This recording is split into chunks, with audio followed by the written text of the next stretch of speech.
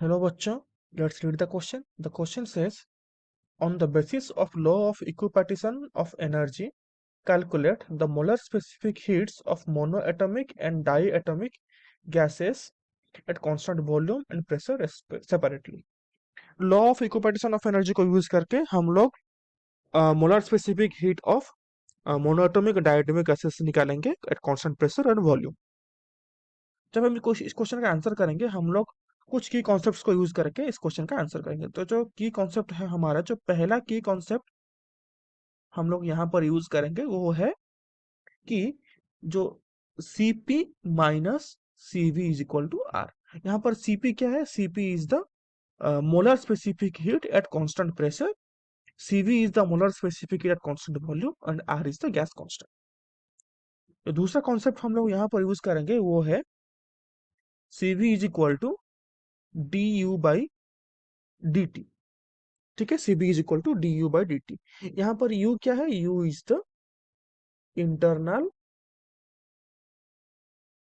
The internal energy. जो third concept हम लोग यूज करेंगे वो है जो R का वैल्यू होता है वो है गैस कांस्टेंट, जिसका वैल्यू होता है 1.985 calorie per mole per kelvin. जो फोर्थ कॉन्सेप्ट हम लोग यहाँ पर यूज करेंगे वो है according to the law of equipartition of energy, the average E के मतलब kinetic energy per molecule per degree of freedom कितना होता है? 1/2 kT। यहाँ पर के क्या है? के इज द बोल्जमैन्स कांस्टेंट। इस चारों कॉन्सेप्ट को हम लोग यूज करके इस क्वेश्चन का आंसर करेंगे। ठीक है, क्वेश्चन में आगे बढ़ते हैं। जैसे फॉर हम लोग लिखेंगे for mono atomic gases, for mono atomic gas. ठीक है, तो मोनो एटॉमिक गैस के लिए जो डिग्री ऑफ फ्रीडम उसका वैल्यू कितना होता है? Degree of freedom is equal to 3। ठीक है, और हमें पता है कि जो एवरेज काइनेटिक एनर्जी हम लोग लिखेंगे यहाँ पर average kinetic energy per molecule per degree of freedom कितना होता है? 1/2 kT। यहाँ पर 3 डिग्री ऑफ फ्रीडम है तो क्या लिखेंगे? ई के का वैल्यू कितना हो जाएगा? 3/2 kT। हमें पता है कि जो u का वैल्यू होता है वो कितना होता है? वो होता है ई के इंटू एन ए। ई के मतलब क्या है? Average kinetic energy per molecule. तो यहाँ पर क्या लिखेंगे हम लोग? 3/2 kT इंटू एन ए। और हमें ये पता है कि जो k इंटू एन होता है वो होता है r। तो दैट इंप्लाइज u का वैल्यू कितना हो जाएगा? 3/2 RT। ठीक है, और हमें ये भी पता है कि जो Cv होता है वो कितना होता है? du by dt। तो कितना होगा? d by dt of 3/2 RT। ये कितना हो जाएगा? 3/2 R। और यहाँ से अगर हम R के वैल्यू पुट करेंगे 1.985, R इज इक्वल टू 1.985, तो Cv का वैल्यू कितना होगा for monoatomic gases?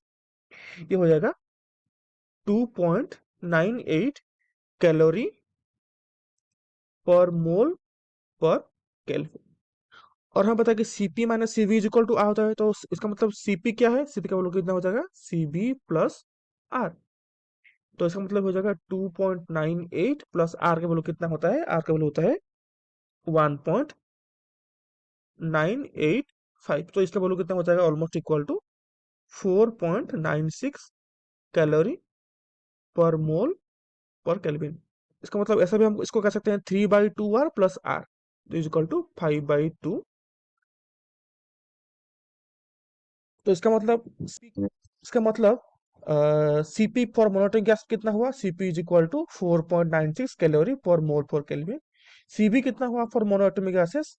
2.98 calorie per mole per kelvin. अभी आते हैं डायएटॉमिक गैसेस के पास। तो for diatomic gases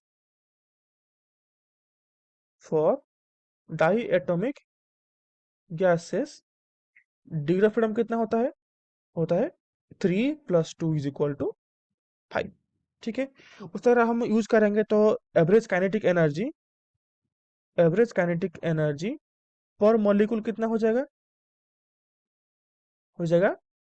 5/2 kT। That implies you कितना हो जाएगा, यू हो जाएगा कितना 5/2 kT into Na is equal to 5/2 RT। That implies Cv कितना हो जाएगा du/dt equal to d/dt of 5/2 RT। तो ये कितना होगा 5/2 R, कितना होगा 5/2 R। तो इसका मतलब 5/2 इंटू 1.985। तो ये इसका वैल्यू कितना आएगा, इसका वैल्यू आएगा 4.96 calorie per mole per kelvin.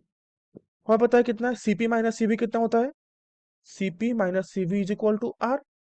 That implies Cp कितना होगा Cv प्लस R।